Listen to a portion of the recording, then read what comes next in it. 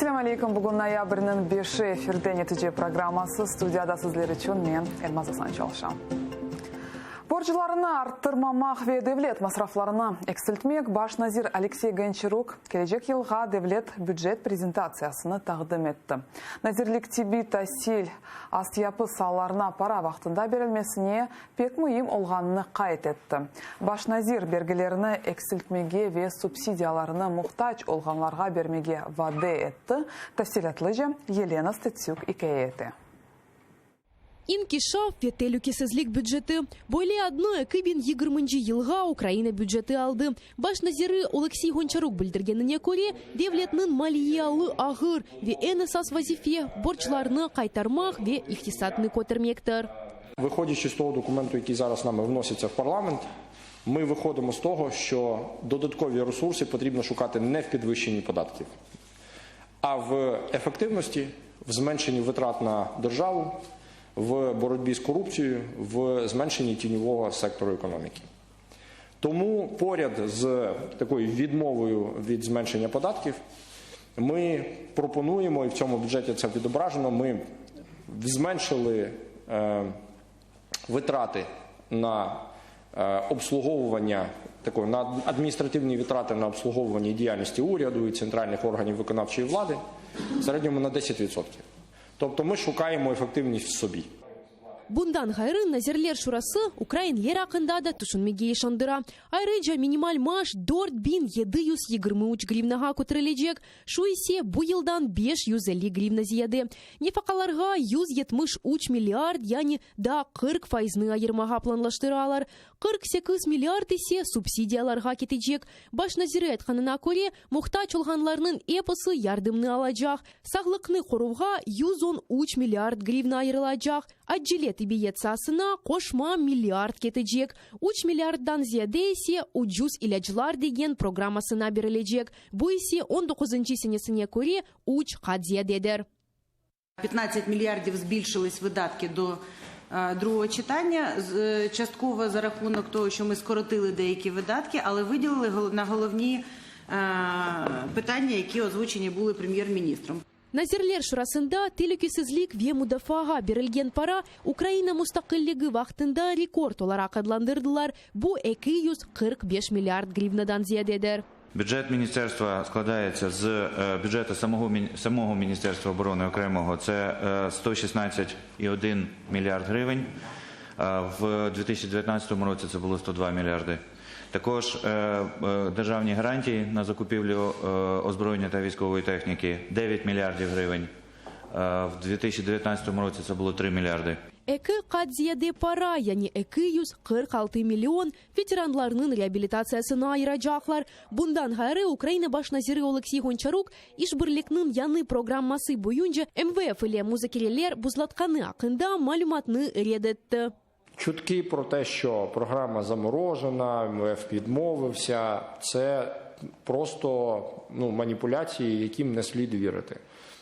Переговори, робота триває, ми там щодня на телефоні з нашими колегами. Ve nazirler şurasının en az gayesi smartfonda devlet degen programmanın teşkil etuvidir. Bu hem paranı saklap kalacak hem de habercilikni yenecek. Чим прозоріші дані, чим прозоріші процедури, тим складніше красти, тим менше цієї мутної води, в якій негідники ловлять для себе цю brudnu rыбу. Alexey Goncharuk bildirgenine göre bergeler көтерілмейecek. Büdjetke para başka sahalarda kıdıracaklar. Mesela 12 milyard işhanelerinin hususileştirüvinden beklenili. Hatta kazinonu kanunleştirip gelirlerini büdjetke doğrultacaklar. Lakin hepsi proyektlerine deputatlar da rey vermek gerekler. Olena Stetsuk, Hasan Eminov, Zaman, ATR. Rusya tarafından tutulgan gemilerini qaytaracaklar. Bu haqda işgal etilgen Kırım'dan Rusya Federasyasının Şura azası Sergey Tsekov bildirdi. Rus FSB xadimleri keçken yıl noyabr ayında 24 Ukrayna denizcisi ile Berdyansk ve Nikopol katerleri ve yanı Hapu buksirini zapt ettiler. Ekipaj azalarını sentyabr ayında azat ettiler. Gemiler ise hala da Rusya'da kala. Aynı vakit denizcilerge karşı uydurulgan davanı alıp bargan advokat Nikolay Polozov aytkanına göre де цековның сөзлеріне құлақ асмақ керек ме? Чүнки гемелерінің қайтаруына оның іч алақасы жоқ. Бұдан ғайры Денис Уху халқара махкемесі да майыс айында Русияге гемелеріні қайтармаға талап етті. Николай Полозовның фикіріне көре, Русия махкеменің қарарыны ел соңына же еріне кетірежек. Украина не должна признавать действия провокации или не провокации. Насколько мне известно, те лица, которые ведут переговоры, там была достигнута договоренность о передаче кораблей.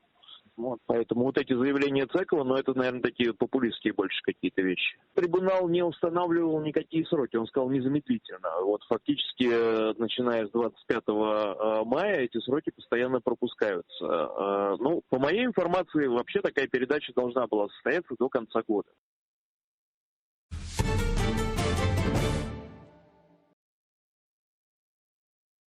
Қырым абуслері тебе ярдымға мұқтач. Сөз терроризмде қабатланған Джемил Гафаров, Сервет Газиев, Энвер Омеров и Асан Яников ақында кеті. Оларының сағлығы күн-күнден зайыфлаша. Бұны Украина омбудсмені Людмила Денисова білдірді. Оның малиматына көре Ростов СИЗОсында болынған Джемил Гафаровның бөрек қасталығы бар ве о әжелі ярдымға мұқтач. Ростов СИЗОсында болынған Сервет Газиевны ичкелернен ве түшлернен проблемлері бар. Ахмеджет СИЗОсында болынған Энвер Омеров Асан Яниковларының сағлығы жирақлық әмелиятқа мұқтач. Денисова Русия инсан ақлары векелетіне Татьяна Москальковаға әжелі суретті мабуслерге тебе ярдым көстермеге мұраджатта болынды. Омбудсмен Украины Людмила Денисова в срочном порядке обратилась к омбудсмену Российской Федерации Татьяне Москальковой, чтобы им оказали срочную медицинскую помощь и, конечно же, обследовали их. Мы очень обеспокоены их состоянием здоровья и надеемся, что в скором порядке они получат надлежащий медицинский уход. Ярым елдан берлі саяси мабус Тофик Абдулгазиевның құрантасы бабасыз яшай. Март айында ФСБ құтлеветін түвлер кечірген вақытта о қанунсыз тұтылған. 24 Қырым татар арасында еді. Шымды о Ахмеджет СИЗОсында тұтыла. Оның сойлары айтқанларына көре о ұйдырылған терроризм ішінде қабатлана. Саяси мабусының құрантасы насыл яшағанна қында левхамызда икеетілі. Тофик Абдулгазинын хорантасы о сабаны әрін күн хатырлай. Мартын 27-сінде саба алтыға яқын Ахмеджет ве Қарасу базарда яшыған 20-ден зияде Қырым татар евлеріні 2000-ден зияде ОМОН ве ФСБ хадимлері сарапала. Кетіріліп ташланған делилеріні олар евелден белгіленген ерлерден қыдырып тапалыр. Ясақланған китаплар Қырым татарларының евінде ақшам бұлынмасы имкансыз солған ерлерде пейда ола. Я с вечера в этом сарае делала уборку. Потому что с крыши у нас течет, я все полностью закрыла целлофаном, там запчасти были. Вот. И когда он взял, открыл, этот человек открыл этот целлофан, и там были 2 новые книги «Халифат» и «Система ислама». Новые, даже еще не открывались. Он, говорит, с улыбкой сказал: а это что? Он говорит: я не знаю, говорит, этого не было. С вечера была там уборка, вообще этого не было. 2000 Тофик Абдулгазиев Самарқандтан Қырымға авдететі. О вақыт генч оғлан 19 yaşında еді. Евні құрмағы үшін Тофик Абдулгазиев учиште çalışты. Оның анасы Роза ханым ишғачилерінің бүтін қабатлавлары уйдылғанындан емін. Я горжусь своим сыном. Он очень порядочный. У него и друзья были и в Узбекистане, мы жили в Самарканде. Все хорошие ребята. Они всегда дружили, всегда вместе были, друг друга защищали. Тофик Абдулгазиев уч баланын бабасы сербес вақтыны о қарантасына бағышлаған еді. Он любил проводить время дома в семье. Мы всегда ждали наши выходные. Вот у нас были, я на работе, всегда брала выходные, среда, четверг. Эти дни связаны с тем, что у нас в Крыму как бы обыски происходят по средам и четвергам же. Когда мы были дома, вот в выходные дни, да, мы старались никуда не выходить из дома, а быть все вместе. Он меня учил всему. Он научил меня, как читать там намаз. Иншаллах, мы надеемся, что все будет хорошо. Я его очень сильно люблю и ждем его возвращения. Мы часто ездили с ним на море. в походы там разные. Летом он всегда отвозил нас с семьей на море. Мы гуляли. Март айында кешірілген күтлевейтін түвлерінден сон 70 бала бабасыз қалды. Оларны эфцы ижрачылері абисханелерге қапатты. Тофик Абдулгазиев ве ижрачы репрессияларынан деген құрбанларына 20 йылық абисхане жазасынен қорқызалар. Эльнара Меметова, Владислав Стужук, Заман, АТР. Энвер Сейт Усмановны қабатламақ үшін Русь прокурорларға делилер тапылды. Бүгін Ростовда кечірілген махкеме отырышында видеоконференция вастасы қоланып филолог ве религоветні сорғыға чектілер. Бұл ақында адвокат Сергей Легостов хабер етті. Энвер Сейт Усмановны махкемеге алып кетірмеділер, делилер олмағына бақмадан қабатлы же тарафы сер жазасыны талап етмеге істей. Прокурор заявил ходатайство о допросе по видеоконференц-связи 2 экспертов, лингвиста и религиоведа, по делу Сейтосманова Энвера. И поэтому завтра мы процессуально этот вопрос обсудим еще раз. Сам подсудимый сегодня в зал судебного заседания доставлен не был. Украина Руслашмасынды ве Чехия ишгалине қаршылығыны білдірді. Ноябрінің 5-інде 1968 сенесінде Украин диссиденті Василий Макух ұзыны яқты. Кечкен сене Прагада Василий Макухқа бағышланғал ел көпірні ачытылар. Чехияда Украин елчілігі ел диссидентіні анма қарар алды. Тедбірге Чехия хакимиетінің векілеріні давет еттелер. Тедбірінің девамында Украин ве Чехия милли маршлары янғырады.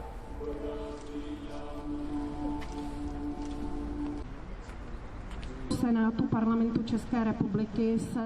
парламенту Чеської Республіки з занепокоєнням спостерігає за злочинами Росії, як в Україні, так і у нас. Я кажу про конфлікт на Донбасі і про те, що окупований Крим все ще у владі Путіна. У нас це протікає м'якіше, але і гібридна війна є дуже небезпечною, бо може зруйнувати європейську єдність. Окупований Крим зостава Путіну. Тема окупації України, на жаль, і сьогодні є актуальною. Тоді це був Радянський Союз, сьогодні Росія окупує частину української території. І питання боротьби з окупантами, на жаль, нікуди не зникло.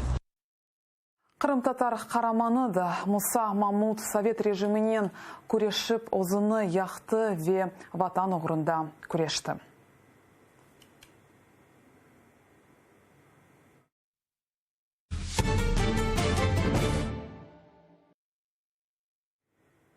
Ахярда ичкімсеге белі олмаған Сурияның ұзақ бір көшесінден келген губернаторыны қарышладылар. Керіште есе 15 миллион рублелік Қырым көпірні ясадылар. Қырымда юзберген вақайлар ақында Невбеті Келев хамызда. Біз сізге мандаринлер, сіз есе боғдай вияны үджлетлі аскерлерні. Бойлі ликнен Суриянын Тартус шерінден губернаторы Ақярнын ижғалжи баш назиры Михаил Разважаевнын корушывые күнленді. Шартлар шубелі, ләкин башқа чаре йоқ. Чүнки 5 йылдан сон ижғал етілген Қырымнын ортақлары жедвелінде Африкадан ғайры тек дайма жінклешкен Сурия қалды. Шарқы мұсафыр Қырым манзараларыны мақтай Веруси ижғалжырыне қол тұдмаға айшындырайды.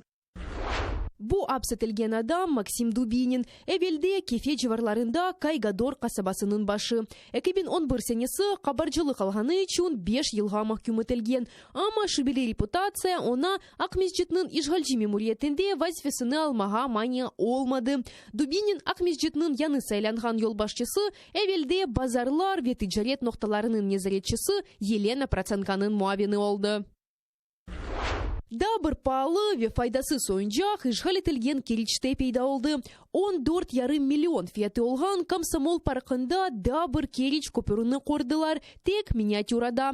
Бу 55 метр ұзынлығы олған бияз кемерлернен шер сакенлері мемнуниетнен фото чықарajақ. Тамам бұ шықылде керечнің ижғалжи башы тұшуне. Тетяна Сулей, Заман, АТР.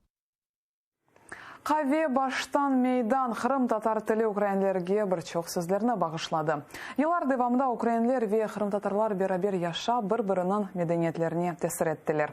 Қырым татар язы күніне бағышланған тәдбірді екі миллетінің медениетінен таныш олмаға фырсат олды. Тәфсилатлыжа Владислав Стежук икееті.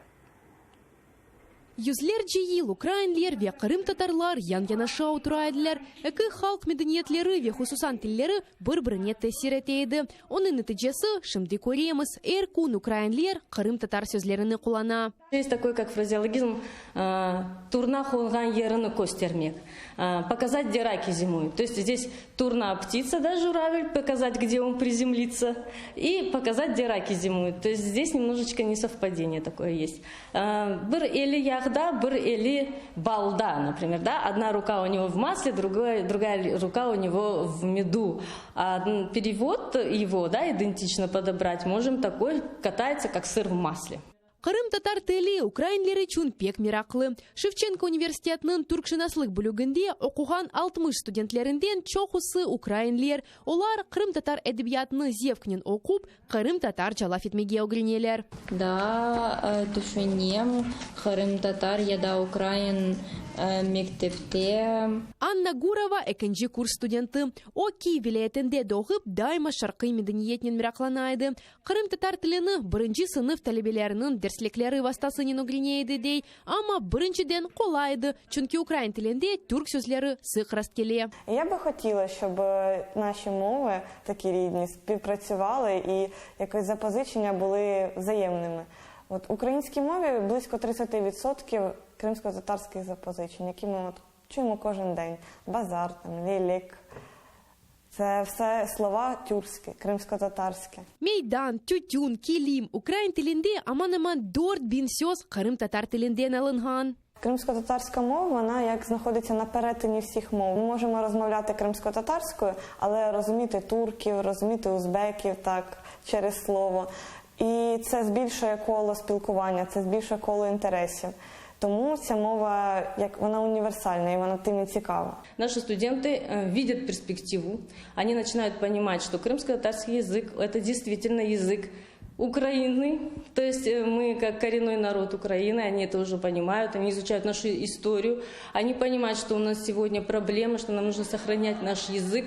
И они максимально со своей стороны, может быть, вы заметили уже, стараются делать все, что в их силах. Украина кытасында, Украин ве Крым татар тілі арасында ортақ ноқталарыны қыдырғанлар вақытта, Крымда тамыр халқының тіліні юх етелер. Ярымаданын işғалінден евел, Крым татар тілінде огреткен 15 мектеп барыды, шымды еді қалды. Ләкин анда Крым татар тілі медениеті ве әдебиятыны факультатив шеклінде огренелер. Владислав Стужук, Али Каримов, Заман, АТР. Нариман Алиевның «Evgi» adlı filmi ноябрьнің 7-сінден прокатқа чыға. Будахалар içinde filmni Оскар кинотеатрында нумайыш етежеклер. Анда біздің мұғбиріміз Алена Царенко чалыша, шымды сөзні мұғбирімізге береміз. Ми зараз знаходимося у столичному кінотеатрі «Оскар». Саме тут відбувається урочиста прем'єра стрічки «Додому». І тут знаходяться багато глядачів, діячів культури та мистецтва, а також знімальна група фільму. Поруч зі мною режисер стрічки Наріман. І я вас прошу прокоментувати про фільм, про те, як він був створений і що побачать глядачі вже 7 листопада у всіх кінотеатрах країни. Доброго дня. Так, сьогодні у нас київська прем'єра фільму «Додому». Ми довго її чекали, довго до неї йшли, тому що фільм вже пройшов довгий шлях, щоб прийти до, скажімо, українських кінотеатрів. Так, у нас прем'єра була на Каннському кінофестивалі, ми отримали нагороди в Бухаресті, в Одесі, на Одеському кінофестивалі, отримали 2 нагороди в Стамбулі на минулому тижні. І все ми це робили для того, щоб в Україні, коли ми вийдемо в прокат, люди хотіли б хоча б подивитися та дізнатися, за що це таке, цьому фільму дають стільки нагород. Так? Це ми це робимо для того, щоб у глядачів була можливість прийти та подивитися наше кіно. 7 листопада по всій країні це буде більше 130 кінотеатрів по всій Україні. І ми даємо можливість людям, які захочуть подивитися наше кіно, це зробити. Так? Для людей з Криму, які, будуть на материковій частині України, точно з 7 по 13 листопада фільм буде показувати в Миколаєві, в Херсоні, в Бердянську, в Маріуполі. Тому я сподіваюся, що як у українців, так і у частини кримських татар буде можливість його подивитися. У нас це велике свято, і ми хочемо, щоб цей фільм також побачили глядачі. Так? Це історія про кримсько-татарську родину, це маленька історія маленької сім'ї, яка розповідає велику трагедію маленького народу. Так. І нас важливо, щоб в Україні, як за кордоном, про кримських татар дізналися трохи більше як про людей, про їхню ментальність, традиції, про їхнє відношення до світу, до себе, до рідних. Так. Ось. І я сподіваюся, що ми знайдемо відгук у серцях глядачів, і вони прийдуть, подивитися наше кіно. Я всіх запрошую в кінотеатрі дивитися фільм «Додому». Розкажіть, будь ласка, про знімальну групу, хто знявся у стрічці і які цікаві факти, можливо, з знімального майданчика ви пам'ятаєте? Головні актори в фільмі виконали це роль батька зіграв Ахтем Сітаблаєв, він відомий в Україні вже як і режисер, як актор. Молодшого сина зіграв Ремзі Білялов, він не професійний актор, але в тандемі вони з Ахтемом дуже добре спрацювалися. Про цікаві факти. Ну, що цікавий факт? Я кажу, мені 26 років, я вже побував на Каннському кінофестивалі, Україна делегувала наш фільм на премію Американської кіноакадемії «Оскар», номінацію «Найкращий міжнародний фільм». І ми знаходимося в лайнапі 93 картин, які мають можливість отримати номінацію, а потім вже можуть і нагороду. Ми в лонглисті Європейської кіноакадемії та Золотого глобусу. Тому приходьте, дивіться, там вже подивитися. Хочу зазначити, що вже 7 листопада у широкий прокат вийде стрічка «Додому», і його можуть побачити глядачі по всій Україні. Студія. Çok sağ ol, Alena. Bu sessiya programımızda yakunlaymiz. Bu saatga sonki haberimiz edi. Efirimizni bugun yayını devam ete. Sizga ise xayrli akşamlar dileymiz.